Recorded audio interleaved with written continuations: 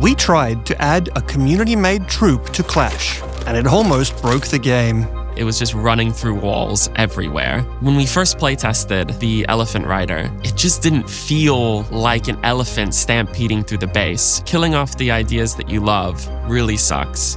It's never fun.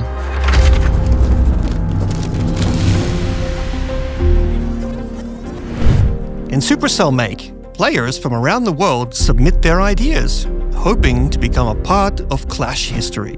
But it didn't start here. It started with a member of the community. A bold idea, big, destructive, over the top, and very, very clashy. What made the Elephant Rider stand out, at least to me, was just like how the creator thought about everything when designing this troop.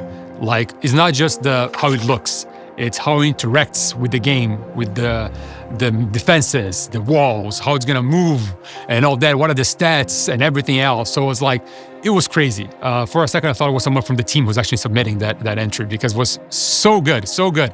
And that's one of the reasons why I think not just me, but the rest of the team, why we picked this troop to be the winner, is because it looked like a troop that could be in the game right now. And we promised to bring it into Clash, but bringing an idea into the game isn't that simple. The goal at the beginning for any prototype is to verify that the mechanics are good and that it feels good. That's when we try to just hack it together as much as we can to just validate those two ideas. Is it fun and does it work? The first version of the troop was originally just us trying to take what Rudra, the creator, had in his original mock-up and bring it to life and try to make it clash. When we first playtested the Elephant Rider, we noticed that it just didn't feel like an elephant stampeding through the base. We had it using the Root Rider AI and the Valkyrie AI and their numbers, but it didn't have that weight of, boom, here's this elephant crushing your base. It either ignored the walls or destroyed everything but the walls. It's important that when players use a troop, they understand what it's going to do and it can be predictable. There's nothing worse than feeling like, I drop my wall breaker and then he runs to some random wall piece, or, no one likes the Grand Warden attacking, some random group or following some other units.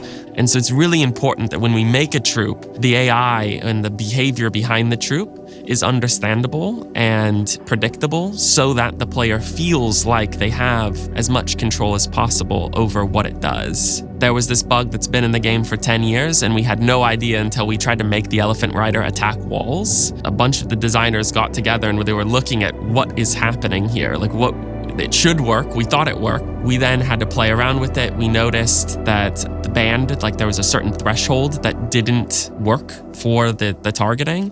And so we then went in and fixed that. And then we got the Elephant Rider finally attacking walls and being more predictable.